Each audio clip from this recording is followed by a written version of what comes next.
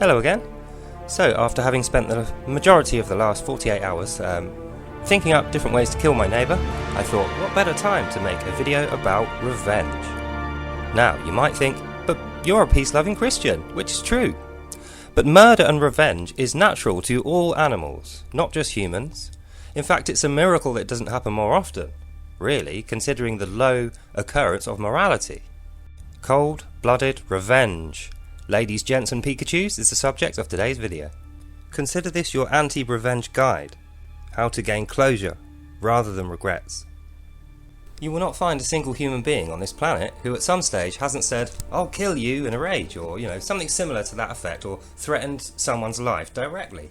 So it's not something that is uncommon, but I think when you start to really consider acting that out in real life, actually planning and premeditating someone's violent murder, for instance, or just beating them up or something, it's a different ballgame altogether. So many of us think it's only bad people that have these thoughts, but it's not, it's everyone. So I think it doesn't matter how moral or good a person is. In fact, morality can sometimes be the trigger. If you have a righteous purpose to the revenge, then you might think that it's right. But at the end of the day, it's just going to bring you trouble, and it's just going to cause more grief. And the reason being is, if you don't actually kill someone when you take revenge, you've just upped the game, haven't you? It doesn't end the problem. It just means the next time you meet is going to be one step further.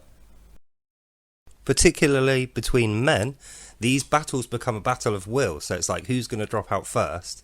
And there's no immediate physical threat to carrying it on. You can carry it on passively. So it's really easy to fall into the trap of getting small revenges upon someone again and again, and they'll up the game more and more, and the eventual result is going to be murder. It doesn't matter who you are or what you start with. If you carry it on long enough, the logical result is going to be one of you murdering the other. Beyond that, there's things that are even worse than death. For instance, you could blind someone, or you could take away their ability to talk or to walk, or some sort of base function, their ability to use the toilet, their ability to eat. There's a million ways you can torture someone beyond killing them. But yeah, I mean, when it comes to revenge, it's usually not motivated by rationale, by reason. It's motivated by emotion. That's why it's a bad move. Ultimately, you're going to have to live with the consequences of your actions. So the heat of the moment will drive you to take revenge, and then every minute after that you'll have to live with it. So it's always bad. So why the hell shouldn't I? Why wouldn't I, when someone had been harassing me on a weekly basis pretty much for 5 years, and had even got violent at various times, and is actually thinking that the reason I hadn't responded is because I'm frightened of this guy?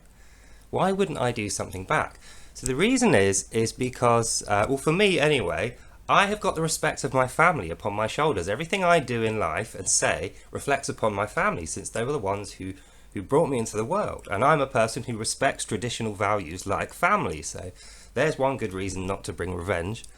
And another good reason is because it's habitual. So say you take revenge on someone, you get like a dopamine high, like a little natural drug induced happiness, and then you think, oh, that was great, I might do that again. It's like thieving. It's like when you're small and you steal a sweet from the shop and you get away with it, you're like, oh, this is great. Some people fall into the trap of doing it again and again. It's not like they ever set out to be a career criminal. A lot of people don't set out to be a career revenger or a murderer, as we've come to calling them. So yeah, for me, it's a moral imperative not to take revenge. Not only that, is I think there's a saying in the Bible that I like: by their fruits you will know them, right? And what that means is, regardless of what people say, or regardless of what is said of a person, the way you really know them is by how they behave. What is the effect they produce upon the world? That's the fruit of a person's character. So for me, if you go around revenging people, sure, people will be terrified of you and they will mess with you less. Okay, job done. They will mess with you less, but you might have to go to prison. You might be terrifying, so people won't approach you, and people will generally think that you are a representation of not only your family but your neighbours and the area in which you live. So you're bringing the whole team down if you do that. Not only that, you're just being a reaction. You're being controlled by another person's bad behaviour. So all the work that went into making you a moral good character, and the work you did improving yourself, all goes to waste as soon as you succumb to that temptation to violently, or even non-violently. If you just take revenge in any way on someone, it's a sin. We should avoid doing that for our own benefit as much as for their ignorant, stupid benefit. So yeah, it was getting a bit of a long video this one, so I'll end it there.